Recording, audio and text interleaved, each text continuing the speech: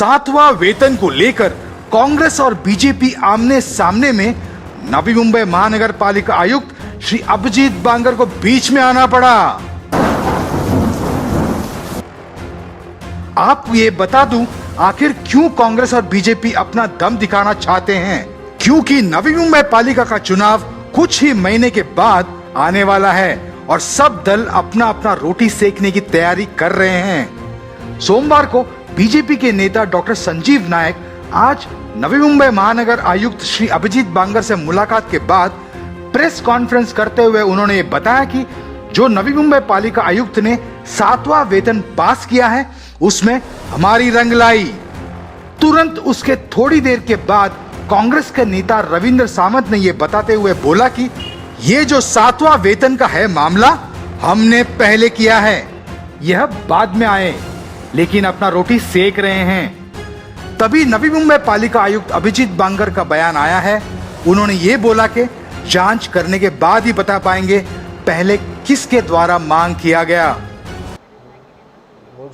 मुझे पूरी यकीन है, भरोसा है, बल्कि मैं इस बात के ऊपर पूरा ठान हूँ कि ये परिवहन सेवा हज़ारों, यानी कि अगर आप देखने के लिए जाएंगे तो कम से कम 12 से 13 हज़ार लोग हैं जो जिसमें कॉन्ट्रैक्ट में काम करने वाले कंडक्टर ड्राइवर है, कॉन्ट्रैक्ट पे काम करने वाले हैं, थोक मानदंड के ऊपर करने वाले हैं, परमानेंट है जिसमें कंडक्टर, ड्राइवर, टीसी, चेकर सभी अधिकारियों तक को इसको फायदा। देखिए कि कोई भी काम करते वक्त, देखिए corporation, Navi Mumbai municipal corporation ये कोई फैक्ट्री नहीं है कि वहाँ उसको प्रोडक्शन बनाया और उसको सेल किया। ये जनसेवा करने वाली एक संस्था है और इसमें भी लोगों का हित हम रखते हैं। नाइक साहब ने तो यहाँ तक कहा था कि इस शहर में रहने वाला जो कर्मचारी है, गरीब है, आज वो कई सालों से भाड़े के घर में रहता है, आज उसको, उसके परिवार को घर चलाना बहुत तकलीफ होती है। इसलिए ये जो 7वां वेतन आयोग लगा, इससे उसकी जो हर महीने को उसको जो सैलरी मिलने वाली है उसमें बढ़ोतरी होने वाली है, उसके बच्चों को अच्छी तरह से पढ़ा सकता है, उसके घर परिवार को अच्छी सेवा दे सकता है। तो उसका फ़ायदा निश्चित रूप से इस नगर पालिका के, महानगर पालिका के कर्मचारियों को होगा। और ये सिर्फ नाइक साहब ने, माननीय आयुक्त साहब को पिछले हफ्ते में कैलकुलेशन करके, हमने सब ने मिलकर कैलकुलेशन किया कि ये देने से पालिका का कुछ नुकसान होने वाला नहीं है। और ऐसा हुआ है कि एक घर में 4 भाई रहते हैं और 3 भाइयों को उसको अच्छे कपड़े, अच्छा खाना पीना दे रहा है और एक भाई को बोलते कि भैया तेरे को नहीं मिलेगा क्योंकि तुम इसमें अभी तक लायक हो नहीं। परिवहन को ही सिर्फ नहीं मिल रहा था, बाकी के सब लोगों को 2017 से मिल रहा है। तो हमारा कहना था कि भाई ये सब कर्मचारी अपने ही है, अगर इस शहर के सभी कर्मचारियों को अगर 7वां वेतन आयोग मिल रहा है तो भाई इन लोगों की क्या दुश्मनी थोड़ी है, इनकी गलती नहीं है। सिर्फ ये परिवहन सेवा उपक्रम जो है ये ऐच्छिक होता है, ये मैंडेटरी नहीं है करके इसको थोड़ा सा, क्योंकि इसके कैफ़ो अलग होते हैं और उसके लिए वो कैफ़ो क्या बोलते हैं कि अगर हम ये बढ़ोतरी करेंगे सैलरी में तो हर साल की आमदनी हमारी बढ़ेगी नहीं बढ़ेगी, फिर वापस कॉरपोरेशन के ऊपर इसका बोझ आ जाएगा। इस बात को ध्यान में रखते हुए कमिश्नर साहब ने इसको थोड़ा सा देना तो पड़ने वाला ही था, लेकिन इसके लिए 2 साल लगे। लेकिन मुझे भरोसा है कि नाइक साहब ने जिस तरीके से पिछले कई सालों में इस शहर के इनवर्ड एंड आउटवर्ड आने वाला इनकम और जाने वाला खर्चा, इसका बराबर बैलेंस रखा है। स्टैंडिंग कमेटी हो, जनरल बॉडी हो, इसमें हम देखते हैं कि शहर के लोगों से हम जब टैक्स वसूल करते हैं तो वो आने वाला पैसा सही इस्तेमाल हो, इसके ऊपर बहुत अच्छी तरह से निगरानी नाइक साहब ने अपनी टीम के माध्यम से की है और ये पूरा क्रेडिट उनको ही जाता है। वरना बाजू में तो कितने शहर हैं, वो शहरों को क्यों नहीं मिल रहा है, हमारे ही शहर को क्यों मिल रहा है? इसका कारण ही ऐसा है कि हम आने वाला जो हमारा इनकम है इसको सही ढंग से उसको इस्तेमाल कर रहे हैं, ये हमारा क्रेडिट है। माननीय आयुक्त साहब ने भी इस चीज़ को उन्होंने मान्य किया है, उन्होंने इस चीज़ को दोहराया है कि सही वक्त में, सही समय पे सही चीज़ों का निर्णय लिया गया है। इसकी वजह से महानगर पालिका आज हम इस चीज़ तक पहुंच गई है इसीलिए हम ये 7वां वेतन आयोग दे पा रहे हैं। मुझे धन्यवाद करता हूँ माननीय गणेश जी नाइक साहब का, संदीप जी नाइक है, माननीय हमारे जयवंत सुतार साहब महापौर साहब का, और सभी पार्टी के नगर सेवक, माननीय आयुक्त साहब का, जनरल मैनेजर जी और सभी टीम का धन्यवाद करते हैं कि श्रमिक सेना को ये आज यहाँ बहुत अच्छी खुश खबर देने के लिए मौका दिया गया। माननीय आयुक्त साहब ने हमारे को इस बात को भी कहा कि अगर कॉरपोरेशन यानी कि परिवहन की जो सेवा है ये अच्छी तरह से हमारे कर्मचारी चलाएंगे तो उनका जो डिफरेंस है, उनको जो पैसा देने का जो 5 साल में देने का है, अगर आप अच्छा काम करोगे तो हम 4 साल में देंगे। तो उनकी कोशिश यही रहेगी हमारे सभी कर्मचारियों की, और हम नवी मुंबई की जनता को ये आश्वस्त करना चाहते हैं कि अच्छी सेवा, सुरक्षित सेवा, और लोगों को लगेगा, उनको अभिमान होगा कि भाई इस शहर की परिवहन सेवा अच्छी तरह से चल रही है। ऐसा अभिमान हमारे सभी लोगों को लगेगा, ऐसी हम अपेक्षा रखते हैं। कोरोना काल में सभी कर्मचारियों ने, कंडक्टर, ड्राइवर से लेकर अधिकारियों तक, सबने अपना योगदान दिया है।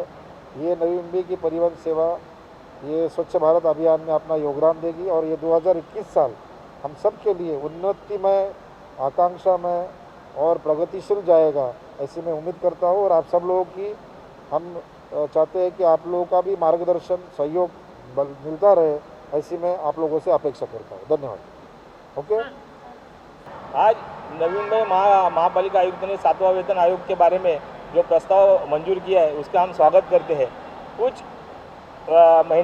महीने से हम लोग ये 7वां वेतन आयोग कामगारों को लागू करने के लिए आयुक्त के पीछे पड़े थे। पालक मंत्री एकनाथ शिंदे साहब, मुख्यमंत्री हमारे कांग्रेस के बालासाहब थोरात, उनके पीछे पड़े थे कि नवी मुंबई महापालिका के परिवहन सेवा में जो भी कामगार काम कर रहे उनको 7वां वेतन आयोग मिलना चाहिए। उसके लिए इंटक संगठन पूरा पाठपुरावा कर रही थी।